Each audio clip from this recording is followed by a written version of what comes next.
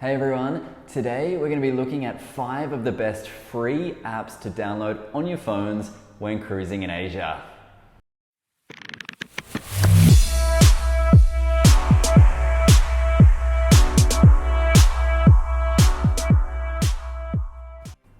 Cruising in Asia is an amazing travel experience, however one that isn't as straightforward as other regions. Things come into play here such as mega cities, different languages, different currencies, intricate public transport networks, and in many cases, long distances between where the cruise ship docks and the places that you actually want to go and see. You can, however, prepare yourself in advance to hit the ground running by having these 5 free downloaded apps before traveling. Now, these help make sure you have the best experience possible, whether it be North Asia, Southeast Asia, or a combination of both. Let's have a look.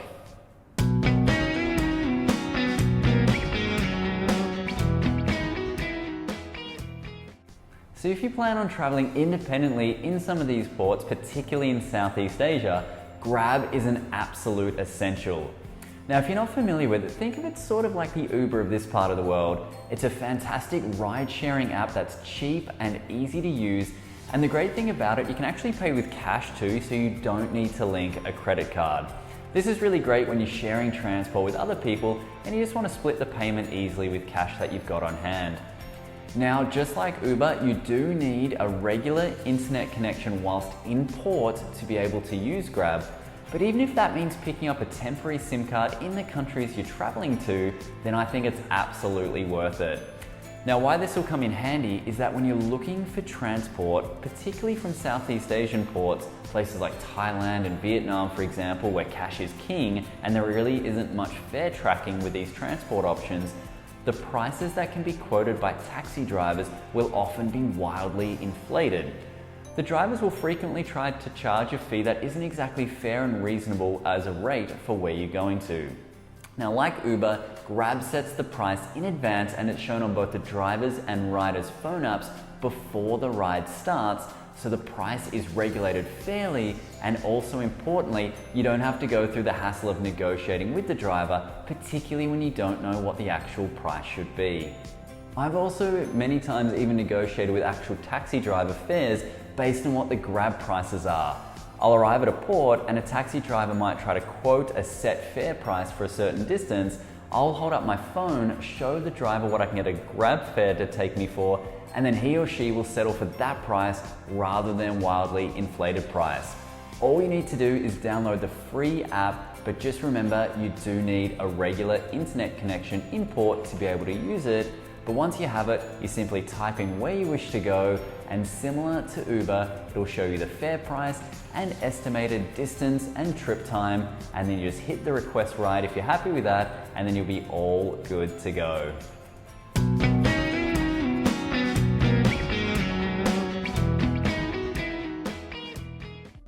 So the next one we recommend is a great offline mapping app. Now, the two that I use frequently are Maps.me and Google Maps. Now, these are both great tools and each one has varying strengths over the other, so I just like to have both on hand depending on what I'm going to be doing in each port of call. These apps are free to download, and once you have them, you then need to decide what maps to download on your device, so you do need a bit of storage space, whether you're using a phone or iPad, for example. Now, both of these apps give you the choice on what maps around the world to download for offline use. Now, it's important to remember that downloading the app, it's just the first part. For offline use, you then also need to download the maps within the app onto your device for offline use. Once you have your maps downloaded, you can drop pin markers of the places you want to go on your travels, and Maps.me also allows you to add notes onto these sites as well, with things like opening hours of places, admission prices, things like that. They come in super handy when you're out exploring. I also like to write in my notes on how to get to places using public transport too. It just saves me a lot of time on the day to just get out and get going. Remember, with cruising, you only have so many hours in each port of call. You want to maximize that time with fun things and exploring rather than trying to figure it out on the day. Now, I find that Maps.me is better for sightseeing destinations and planning, whereas Google Maps is much better at finding things like cafes, bars, and restaurants. Now, one of the great features of these downloaded offline maps is that when using a smartphone, your phone's inbuilt location services will actually track where you are on these downloaded maps, which shows you on a little marker on the screen of where exactly you are on the map. This makes it super easy to walk in the direction of where you're trying to get to, and this is a massive advantage that these apps have over traditional fold-out paper maps. You don't need an internet connection after the initial download to use this feature, so that's super handy provided your location settings on your phone are activated. Just remember though that you want to download these in advance before traveling because it just takes up a little bit of storage space. These apps become super useful in Southeast Asia in particular. In North Asia, Japan, Korea, Taiwan for example, they often have maps at the ports to hand out at their visitor information desks. This is not the case in Southeast Asia, so having your own electronic offline map becomes even more important, especially in big cities, because there's not always paper maps accessible from those ports of call.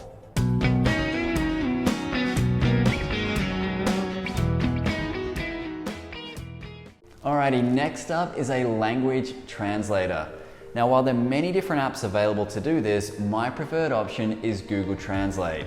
Now, when you cruise in Asia, there's a fair chance you're going to be going to multiple different countries with a number of different languages involved. And in some cases, think places like the Philippines and Indonesia, many different dialects as well. Now, Google Translate makes this an easy thing to manage. It's free, and all you need to do once you have the app downloaded, the individual languages are on there, you just download those as well of the places you're going to be visiting in advance, and then you'll be all good to go.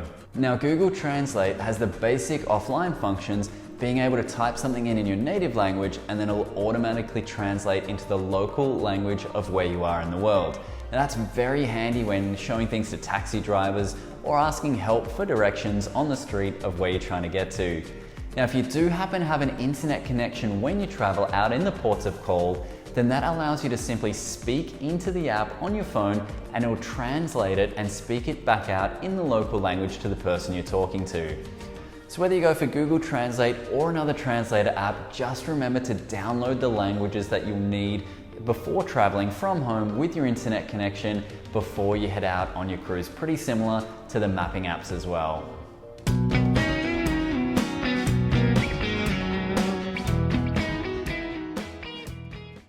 Number 4 on the list today is a currency exchange app that I use all over the world, and that's xe.com.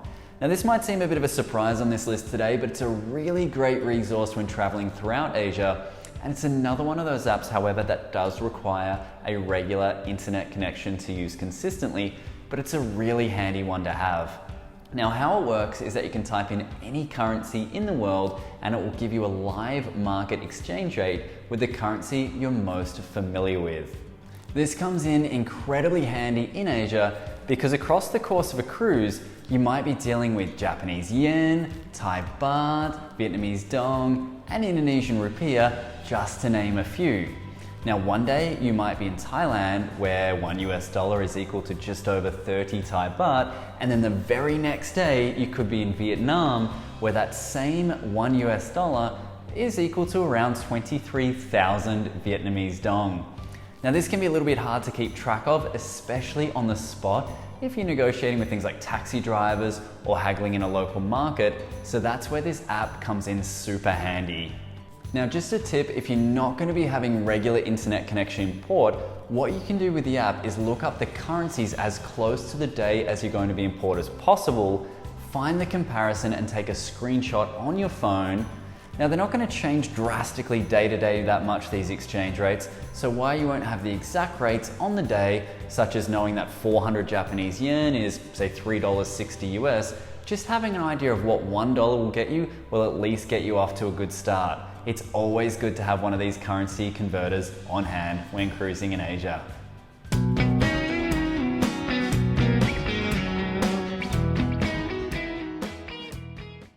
Okay, we got one more to go, 4 down, 1 to go. Now, if you found this video useful so far, feel free to hit the subscribe button below and then the notification bell next to it to be informed of future videos we post here on the channel. Alright, the 5th and final one we're going to look at today is subway or public transport maps. Now this is important particularly when you're cruising in North Asia.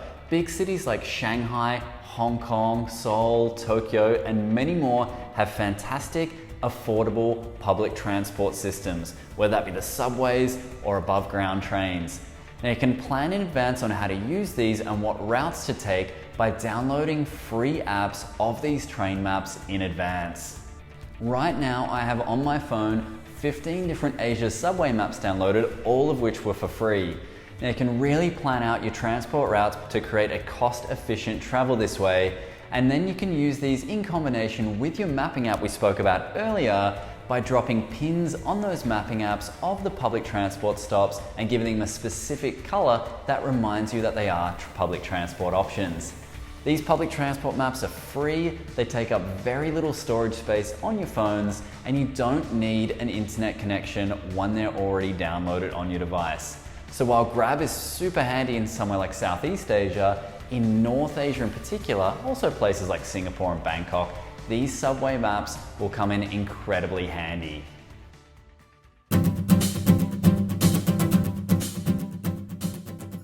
So there we go. There are the 5 apps that we recommend downloading before taking a cruise to Asia to make your travel experience go as smoothly and as cost efficiently as possible.